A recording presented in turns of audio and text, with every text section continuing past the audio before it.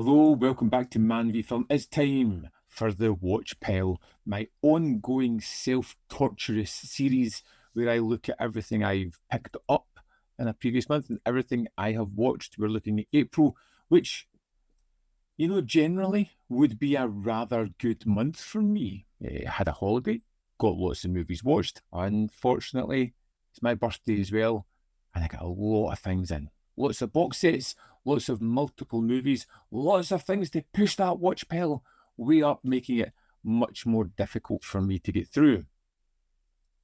But even though this isn't a good month, I remain positive. I'm happy with what's happened, and a lot of the things that have taken place have been really, really good, and I take it as a good sign. Let's dive into the things I picked up this month, and some I've already posted, some are coming fairly soon, but we'll go through it. So I got Danger Diabolique on 4K from Eureka. I absolutely loved this one. Colourful, over the top, fit into movies like Unlike Flint, had a kind of Barbarella feel about it as well. Utterly just wonderful. Really enjoyed it. Reviews up on the channel. A surprise one that a friend had sent me was Becoming Led Zeppelin. I really do like Led Zeppelin. I'm a big fan of them. I did that thing where as soon as you start learning to play the guitar, there's a particular song you always go for, and I did that, living a real life trope over myself. So looking forward to diving into that. On to some of the Radiance releases. We got Highway to Hell.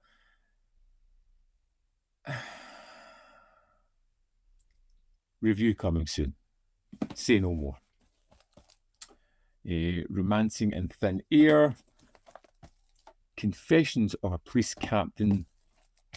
Matador 4K, which seems to have sold out on the Radiance website. Probably going to be restocked at some point soon. And the Jacques Rosier box set. Time to play. All things still to be watched, and I will get to them soon enough. For my birthday, Andy got me the Jean Vigo set. Devoured this in one afternoon. I've got a review coming for the full set very soon. Let's just say that it was a really rewarding set. And he also got me Strong Room. Love this one. 60s British thriller where robbers put a couple of people into a safe at a bank and then suddenly realise that they have the only key. And if they don't go back, these people will die. And it's a moral dilemma. And it was really great. I really enjoyed that one a hell of a lot.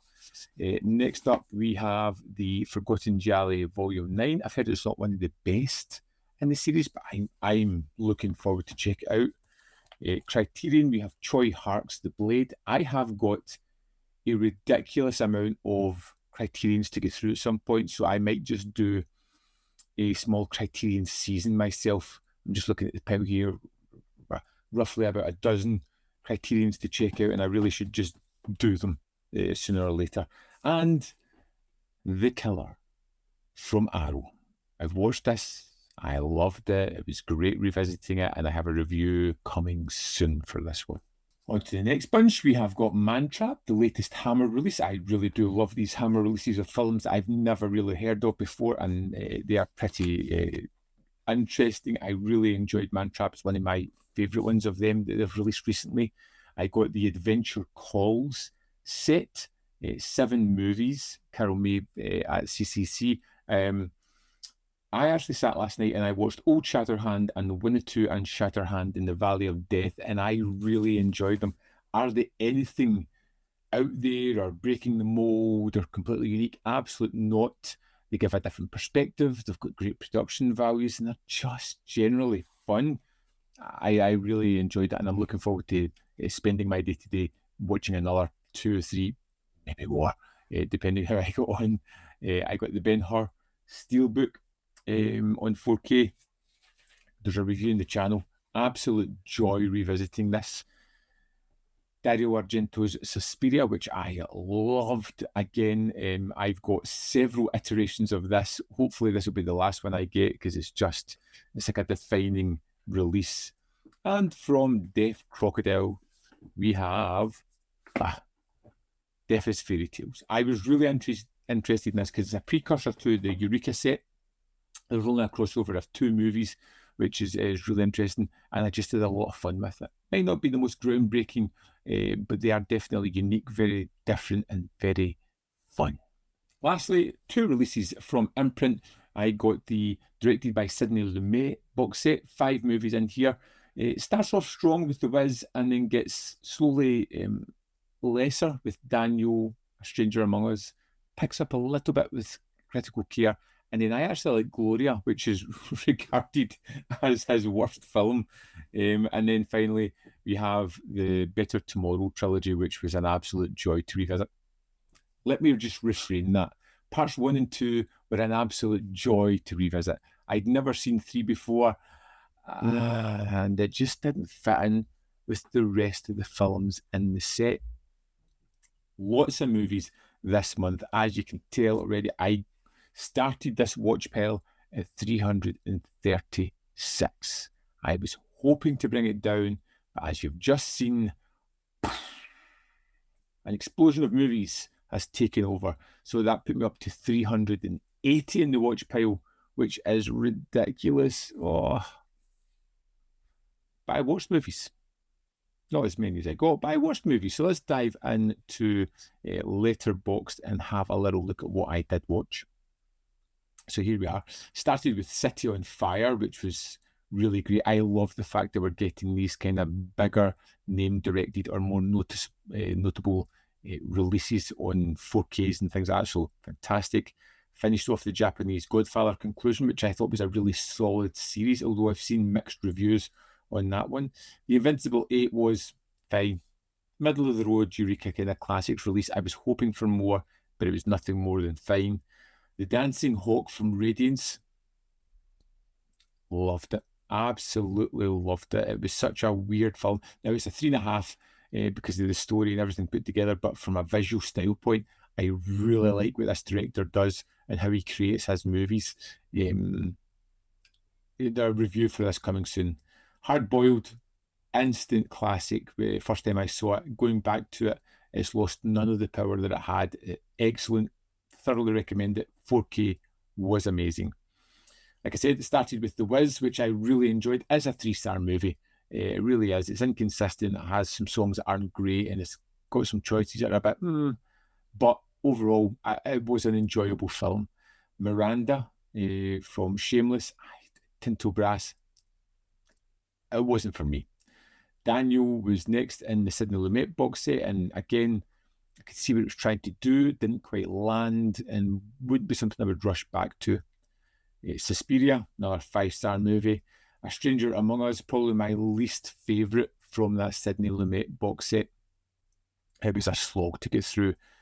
Gloria, which I kind of enjoyed, and Critical Care, which again, tonally, I see what it was trying to do. I don't know if it quite landed there.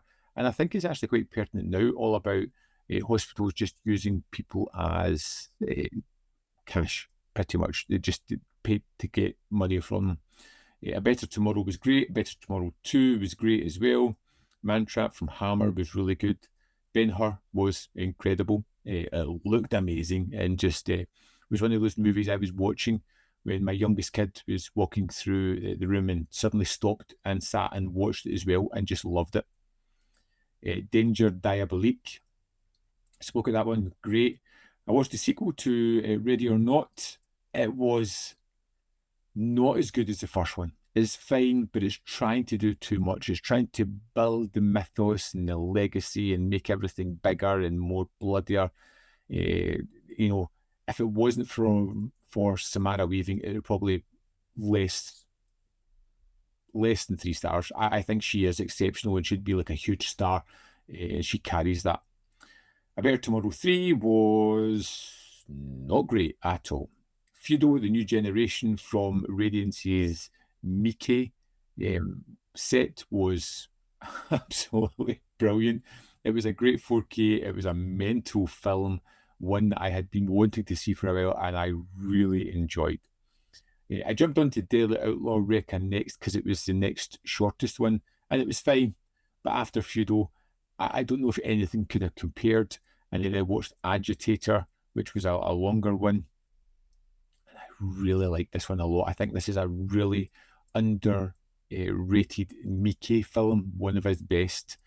Iphigenia from Radiance was really great, taking a Greek myth and boiling it down to raw emotion, creating a hell of a story. Really enjoyed it.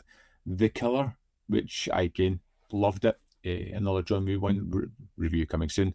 Then we have the 5 Defa fairy tales, which I watched in 2 days because they were just so much fun. And then I watched the Jean Vigo set, all of that, like I said, one afternoon. And then I've kind of finished this month with Strong Room and Highway to Hell. Like I said, Highway to Hell, wasn't the biggest fan of it. So, like I said, when I added all the movies back into my watch pile, I had 380. I managed to watch 35 during the 30 days in April, which I'm really happy with. I feel that's a really strong month, one of the best I've had this year. And I brought it down to 345. So I jumped up 9 movies overall, which I'm hoping to kind of cull a little bit this month. Looking at what's coming soon, there are some interesting titles that I didn't realise were coming out. One that jumps out to me immediately is Point Blank on 4K. I love Parker. I love Westlake's novels, or Richard Stark as he wrote them. It's something that I will get.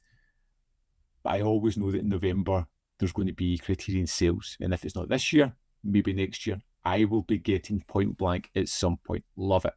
Some new Hammer releases, Dr. Blood's Coffin and The Snake Woman. These are Hammer Presents.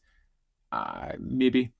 Brimstone and Treacle getting a 4K release. I wonder if it's the same disc as The Vinegar Syndrome. It's a really interesting film and worth checking out. We have got another Kurosawa, Redbeard, which is one I haven't seen.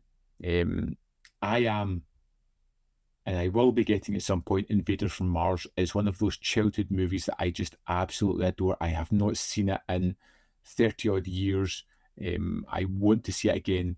If I don't get it now, it will be further down the line, but I will be picking that one up at some point.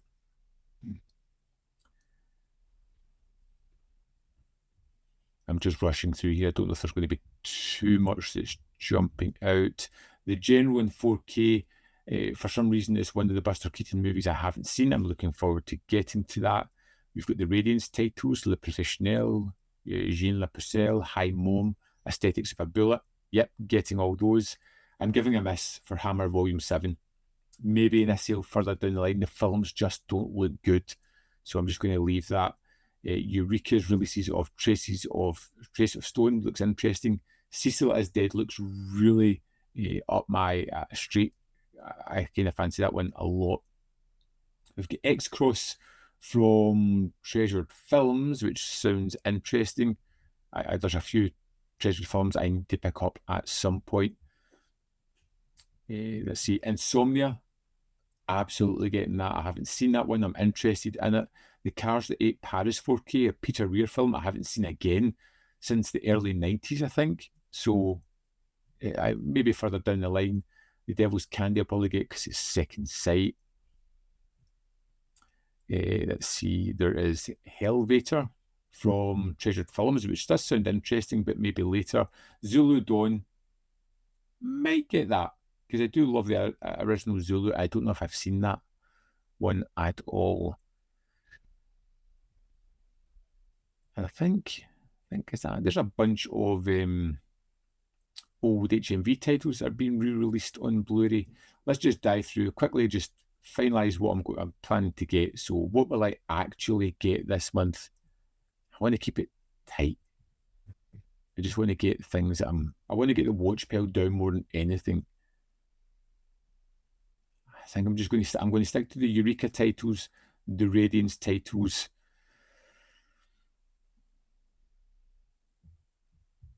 I'll get the Second Sight titles, and do you know what I think?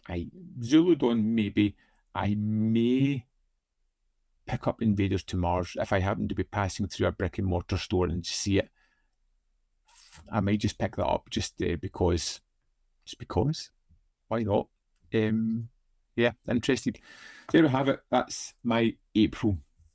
The watch pile went up, But I watched more movies. I feel like I got more covered. I enjoyed it a lot more as well. I felt like I was getting my passion back for movies and got to really watch some things that were terrific. And I've got some good, I feel good reviews coming up soon for you guys as well. I'd love to know if you picked up anything in April, anything that really stuck with you, or you went, this is something you've missed.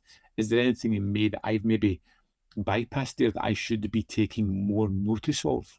Let me know in the comment box below. As always, there is more content up here. You can see more of my stuff. In the description box below are links to Patreon, membership program, manvfilm.com, always, in which you can support me. Thanks for watching. See you next time.